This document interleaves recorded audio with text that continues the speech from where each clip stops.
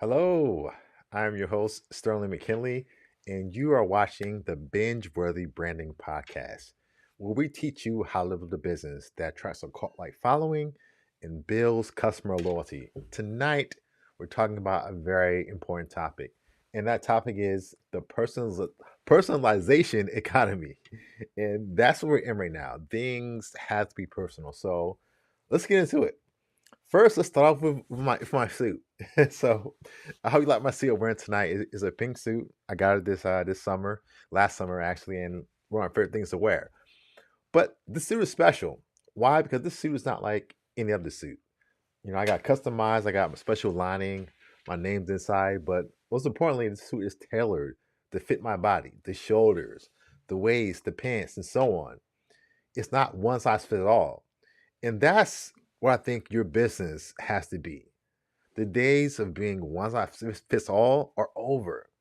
You have to make sure that your content, that your company, your product, your services, your branding is all tailored to fit your potential customers or clients. And I think once again, our cell phones have a lot to do with that. I believe our cell phones are driving personalization more and more. Why? Because our phones, man, the things make us narcissistic. They're all about us. Our alarms, our pictures, our videos, our notifications, they're all about what we need and what we want to do. And I think that's training your customers. They want your business in many ways to act like your cell phone. What does that mean? To be always on, to be all about them, and to always be available. So I think now we have things on our side because let's face it, if you have a decent sized business, it's hard to offer customized and tailored solutions for all your customers. But now we're living in a time where there's so much technology. There's a system like HubSpot, there's a system like Salesforce and so on that can take your marketing and make it personal. And that's really key. You have to offer that tailored, that customized look and feel. So in my book, it examines several brands. It examines Starbucks, Amazon, and also Netflix. So let's take into example Starbucks. Starbucks does something that's very simple. So when you come into their cafe, you order your coffee. Now they use the right names on each of the cups. Now it's all computer generated, but they use the write your name on the cup. And think about that. The action of taking a pen out and writing on a cup is so simple and basic, but it was highly personal, and no other company did that. And that made you feel like they knew you. And when you went to Starbucks, guess what? The barista, they knew your name. They asked about your kids, asked about your job. They remembered your order, what you liked the most. And they made that for you with a story. And people want that.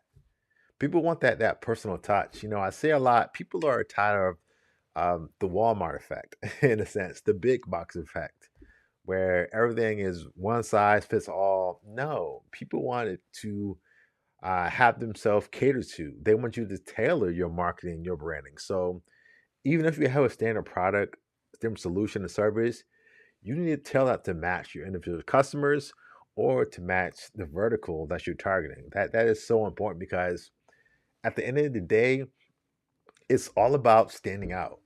You don't want to be the same. You don't want to blend in. You don't want to be like everybody else. I think the only way to stand out in the future is to stand out. And not only that, but be personal. Be highly personal. That's gonna stand out. So I'll take myself again. My thing is I wear suits. I have suits for every day. I have red suits, I have blue suits, burgundy, I have pinstripes, everything. That's my thing.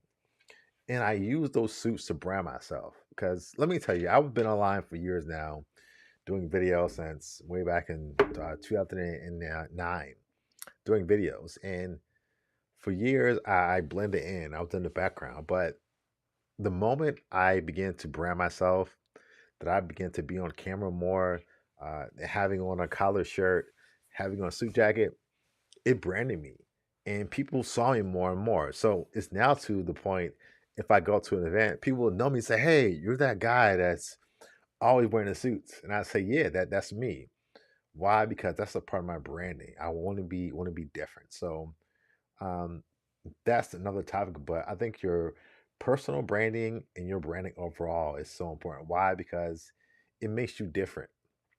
And that's so important because now, because of cell phones, because of Google, for the first time in history, your customer has at their hands access to every company in the world. They can hit a button, they can call a number, they can hit another button, they can get GPS directions to locations. So right now, your company is against up against more competition than ever. And now, because of technology, the world is smaller. So you're competing against a company that's in Wisconsin, a company that's in Maine, a company that's in Alaska, a company that's in Europe. So once again, even now on that worldwide scale of having so much competition, you have to stand out and be personal. I give an example of TV. Have you ever watched Geico commercials or now any insurance company? Because let's face it, insurance is pretty boring. But if you watch the Geico, you watch Liberty Mutual, you watch Farmers, boom, boom, boom, boom, boom, we are farmers. Everybody now is trying to seem funny. They're using ducks, they're using characters, they're using llamas, all this crazy stuff that has nothing to do with the service. Why? Because they're trying to stand out.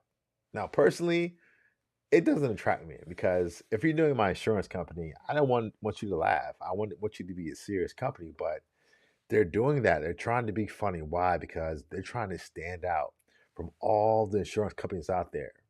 And they think that being funny, being comical is one way to do that. And that's true. But I believe there's other ways to brand yourself, not only be relying on comedy or jokes, but by doing your job well, by offering a great service, to tailoring your service to your customers and to your clients. There was a stat that I read years ago that every day we're exposed to about 30,000 ads. And now with cell phones and now with the internet, with streaming devices and TVs, it's probably more now. But think about that. Every day, your customer is being bombarded with over 30,000 advertisements. And some of these ads we're not even seeing. When you drive down the road, you're blocking out the signs on the store. You're blocking out, if you're on the interstate, you're blocking out the billboards. On the radio, listen to it, but you're ignoring the commercials. On YouTube, guess what? As soon as that one, two, three is up, you're skipping the commercial and getting back to the content. Why? Because as consumers, we're tired of commercials. There is commercial fatigue right now. People are tuning out commercials. Why? Because companies are doing it too much. Companies know if they invest money in TV, radio, print, other mediums, that it's going to work. But at the same time, what I believe is it's creating this barrier in a sense to advertisements. So people don't want to be sold to it anymore.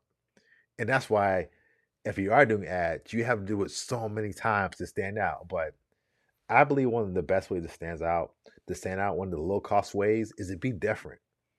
I think what companies aren't doing now is really finding out what makes them different. Find out what makes you different, unique, and lead from that. And not only what makes you different and unique, but find out what you do and how it complements whatever problem that your customer is having. Because at the end of the day, that's the whole point of marketing, of branding. I have a I as a customer have a problem, and you as a business owner have a solution. So at the end of the day, I want to figure out how you can solve that issue, that problem for me, and offer the best solution, sometimes at the best cost, and also at the fastest as well. So once again, it's so important to have that personalization because you're up against so many companies, so many verticals, startup. The only way you will stand out is to be personal. And once again, I believe a lot of big brands do that. Amazon does a great job. One thing you might know about Amazon or other sites is every time you come back to the site, the homepage is different. Why? Because the site is learning what you bought before, what you saw before, and it's showing things that you may like to buy based on what? Your past shopping history. And I'll keep that again, based on your past history. So once again, we're thinking about being personal. We don't have to guess anymore. Because technology, we can look at the past behaviors, viewing, eating, whatever behaviors of our customers, and now build content experiences around that.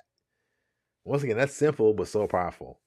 Last week I talked about Netflix and how when they make shows, it's based off data. They look at the past viewing history of customers, they find similarities between those viewers, and they create shows around that. And that's why the shows do well. So, once again, you don't have to guess what your customer likes.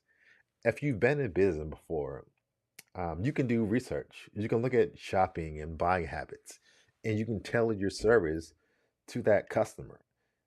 The next level is to have all your marketing customized, but even if you customize for a vertical that is so strong, I said this last time, but we're taught in business and marketing to get everybody. But no, you don't want to target everybody. You want to target a small group of people, a very niche population.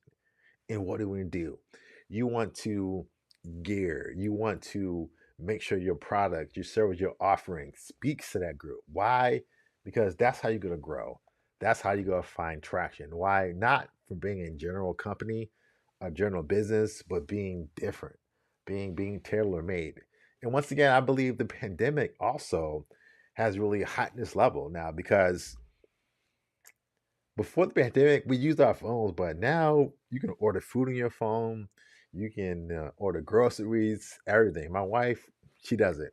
Target, Instacart, Amazon, all through our phone. So once again, I believe now because what's happening in the world, even more, we want to interact with brands that one are personal, one, two brands that have great customer service, and three brands that are easy to do business with. And that's the stage we're in now, I believe, because of the pandemic, other factors as far as technology. We're in this stage now where people want things to be easy and they're gravitating more and more to those things that are easy to do, easy to use. So, once again, being personal is key. And I close on this. Also, I think personalizing your branding, it's the way you build customer loyalty. Because let's take Chick-fil-A. Chick-fil-A is one of the only places that calls you by your name every single time. They don't miss. How many restaurants, fast food or not, do you go in and do they ask your name? Even if you go to a sit-down restaurant, most times the waitress doesn't ask what's your name. They tell you their name, but they don't say hi. What's your name? Think about what that creates in your customer's mind. Wow, that person took the time to ask me what was my name, to ask me how was my day going. And guess what? That kind of service, that kind of personalization, that kind of conversation is gonna bring me back to your business again and again. Why? Because you saw me, you recognize me, you know my story. And once again, that builds a bond, that builds a community that I want to come back to. Why? Because you see me and then you know me. So in closing, I'll just say it again. Being personal is so important. I believe right now we're competing on price, location, features, all that stuff is great. But at the end of the day, I believe the brands that are offering the most personalized experiences are the ones that are winning. So what can you do? Whatever industry, whatever vertical you're in, you can look at what you're doing right now. You can say, hey, are our services tailored to our customers? Are we giving them what they want? Are we relieving their pain points? And if not, make that change. Everything about your brand has to be tailored to your customers. It's not okay to have one size marketing, one size branding anymore. That's those days are past. To thrive now and also in this future economy, your brand has to be personal. You have to use all the tools we have now, from CRM systems to CMS systems to your websites to databases, social media apps, email. All these tools you're using to do what? Not only to brand and market your company, but do it in a way that's personal. So once again, I hope you enjoyed everything I said. Once again, this is the Binge-Worthy Podcast, where we teach you how to build a brand that attracts customers. because it's all about that. If you want to learn more, my book is on Amazon. It's called Binge-Worthy Branding. It's full of tips and advice on how you can really build a brand that has a cult-like following and builds that loyalty. Because at the end of the day, that's what it's about. And this book is simple. This book is not huge. It's 100 and maybe 20 pages, but it's not speaking about technology. It's speaking about, if you want to say, brand soft skills, really how to understand, really about how to focus on your customers. So, saying all that, I'm going to end. Once again, this is the Binge Worthy Branding Podcast. And every Tuesday at 5 p.m., we're on here talking about branding, talking about sales, and talking about ways that you can make your brand more in line with your customers. So, thanks again for your time. You'll see you back here on next Tuesday at 5 p.m. Take care.